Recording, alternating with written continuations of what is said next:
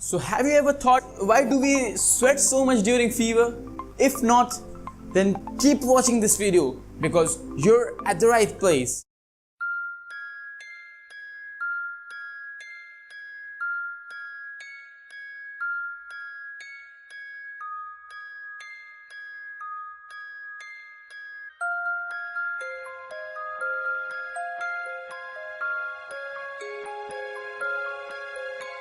First, let's talk about what's the normal temperature of a human body. So the normal temperature of a human body varies from 97 degree Fahrenheit to 99 degree Fahrenheit. That is approximately 37.5 degree Celsius. Celsius. So now let's talk which organ is involved with fever. The hypothalamus gland that is located under the brain is involved with the fever.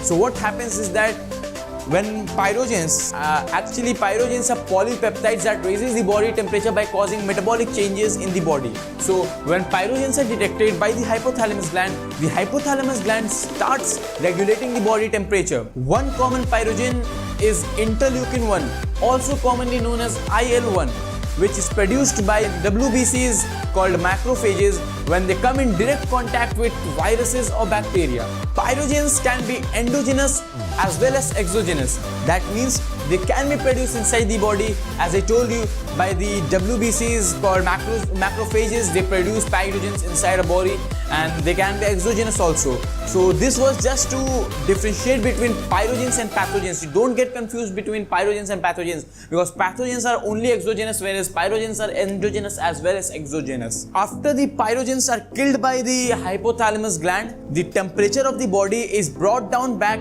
by a process of cooling called perspiration. Now what perspiration is actually? Perspiration is a process where the body dehydrates. I mean, water comes out of the body by sweat.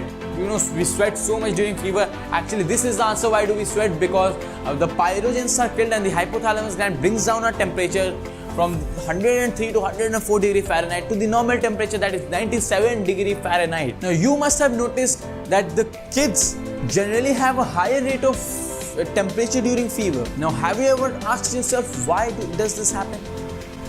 Let me tell you the answer. What actually happens is that the kids and babies have a normal body temperature slightly higher than common adults. We have a body temperature of 97 to 99 degree Fahrenheit, whereas the kids have a normal body temperature of 97.5 degree Fahrenheit to 99.9 degree Fahrenheit. But remember one thing, if the body is having constant fever from a few days and the body temperature is also at a constant rate of 104 degree Fahrenheit, then you should consult a doctor as soon as possible, and you shouldn't take any risk, because you don't know that your child may be having some dreadful diseases such as typhoid or cholera. Or now let me clear one thing.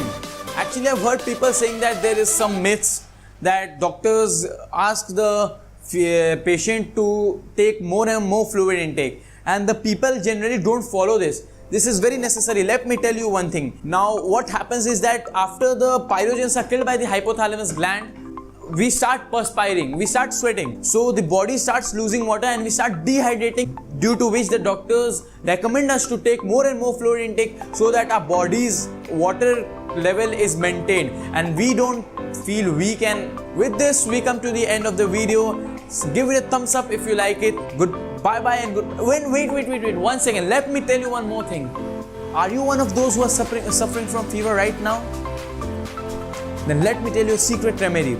Scroll down and you see a very big box. I think subscribe is written on it. Now let me tell you one thing. Subscribe in Greek means quick relief and medicines. So as soon as you press it, you get relief from that fever from which you're suffering from a few days. So press it fast and just get relief from that dreadful fever.